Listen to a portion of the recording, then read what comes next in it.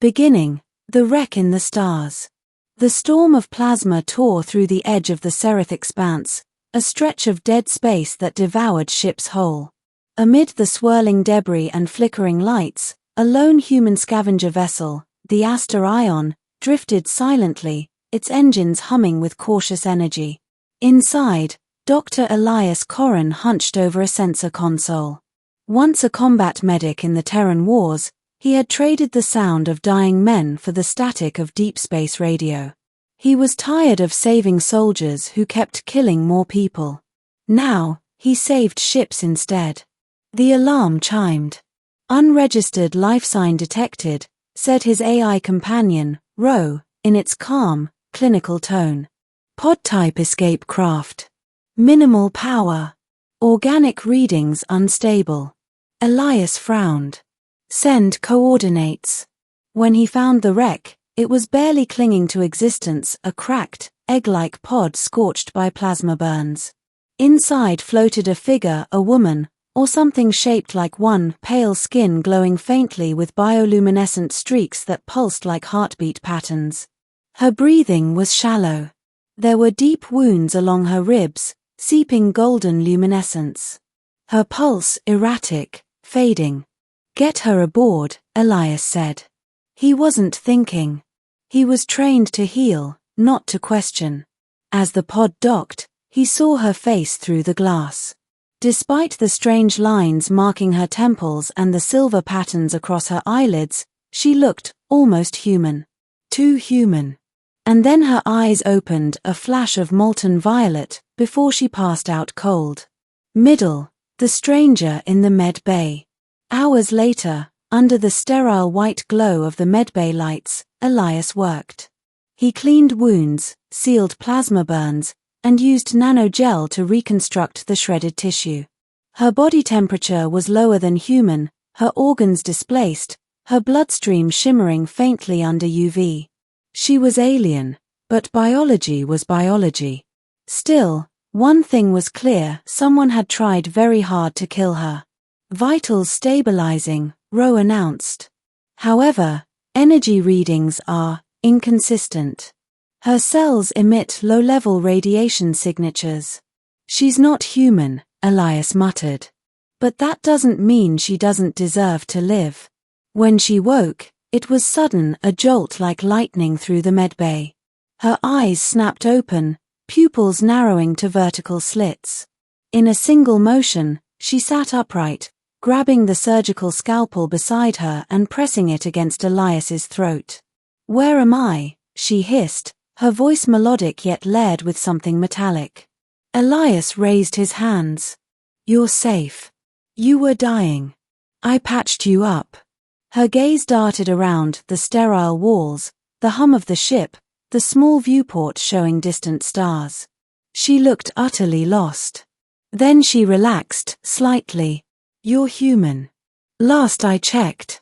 She tilted her head, studying him as though he were an anomaly. "Humans don't travel this far into the expanse. You have no empire here." "I'm not an empire," Elias said. "Just a man with a medkit and a ship that barely holds together." Something flickered in her expression, curiosity, maybe. She lowered the blade. "You should have left me to die." Elias frowned. "You're welcome." For the next few days, the stranger said little.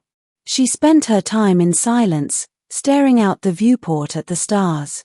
Elias learned her name only when she finally spoke during a shared meal of nutrient paste.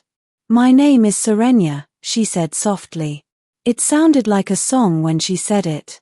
He told her his Elias Korran, former field medic. She listened, though her expression gave nothing away. Ro, ever analytical, whispered privately to Elias through his implant. "Her genetic structure matches no known archives. But trace readings indicate extreme bioenergy potential similar to theoretical starborn entities."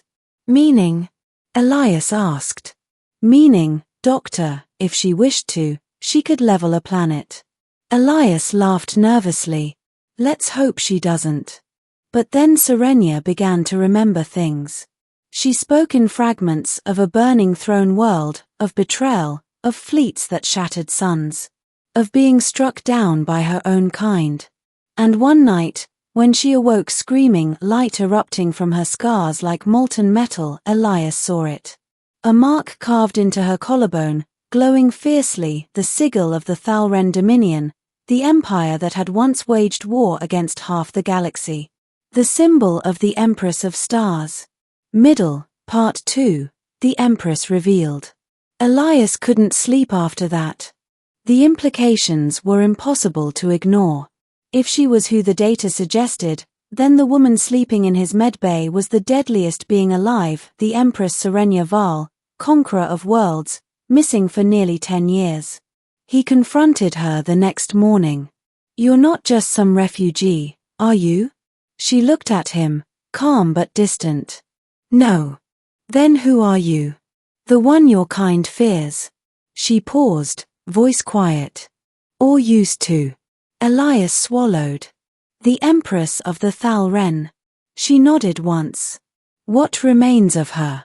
He took a step back. "Your armies slaughtered billions." "My generals did," she replied coldly. "I built an empire to end chaos, they turned it into a weapon." Her hands clenched. "And when I tried to stop them, they buried me under the ruins of my own palace." There was silence. Only the hum of the ship filled the air. Elias exhaled slowly. "You're saying you were betrayed?" "I'm saying," she murmured, "I failed." He didn't know what to say. He wanted to hate her, to see her as the monster history remembered. But the way she stared at her reflection in the viewport, haunted by guilt, he saw something else.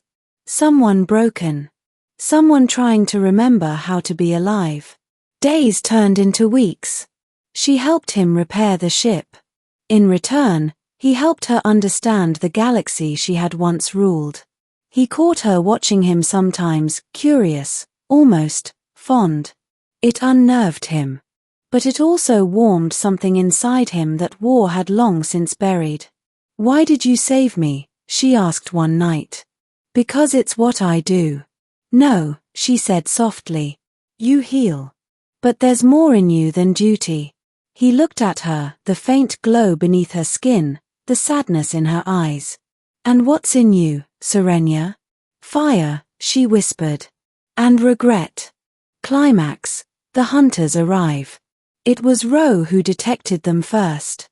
Multiple warp signatures incoming. Origin, Thal'renn Dominion. Serenya froze. "They found me." Elias' heart pounded. "What do they want?" "To finish what they started," she said grimly.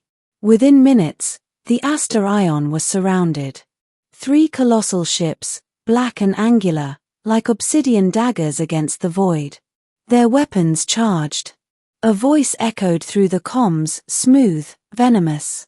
"By decree of the Dominion, the traitor Empress is to be terminated. The human vessel will be purged." Elias turned to her. "We can run.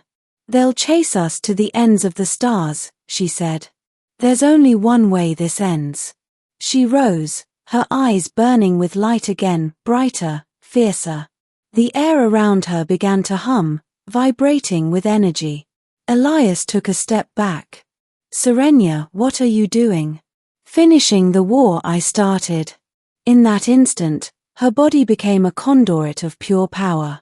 The ship's systems screamed as energy readings spiked off the charts. Light burst from her like a star being born. Outside, the Dominion ships opened fire and the beams bent away from the Aster Ion, refracted by a shimmering field that surrounded her.